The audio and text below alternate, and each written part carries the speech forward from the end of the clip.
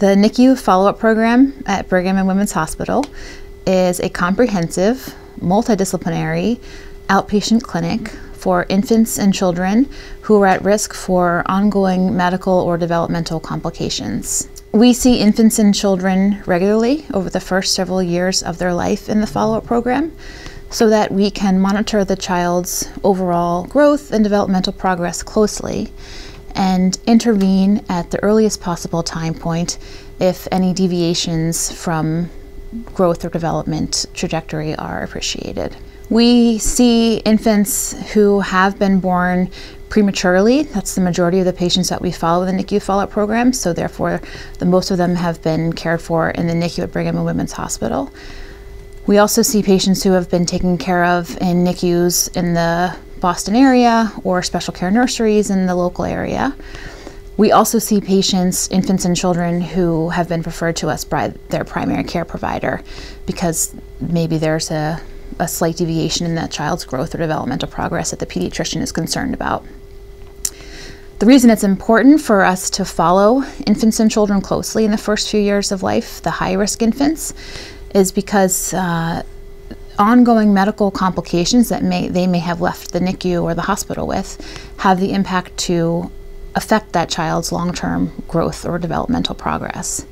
And we know from studies that the brain of a baby is remarkable and able to recover. And if we are noticing that the child has a deviation or alteration in the trajectory of their development, and we can intervene early and provide that child with additional therapies or resources, we can change their outcome, and we can maximize their potential and let that child reach the best that they can be. So we focus on three main areas of development.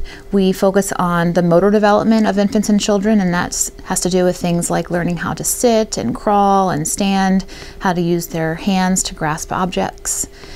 Language is a second component that we look at, and that's made up of both receptive language, which is what the child hears and understands, and expressive language, which is how the child communicates both verbally and non-verbally. And the third area is cognition, which is how the child thinks or problem solves. And there may also be more subtle difficulties in areas of attention, behavior, or social interaction, and we're able to investigate all of these areas when we perform the developmental testing. Children may have difficulties in one or more of these areas depending on what their underlying developmental or medical issues are, and we're able to tailor the visit and the developmental testing that we perform in order to provide the family and the child with the best information relative to that child's particular needs. We have a multidisciplinary team of providers in the NICU Follow-up Program, all of whom work in the NICU at Brigham and Women's Hospital. There's a physician, a neonatologist like myself, who specializes in the care of infants and young children, who oversees the visit in its entirety. We have a clinical psychologist who performs the developmental testing and interprets the results. We have a feeding therapist who assesses the child's feeding skills and practices. We have a dietitian who assesses the child's overall growth. We have a physical therapist who assesses the child's motor skills and physical development.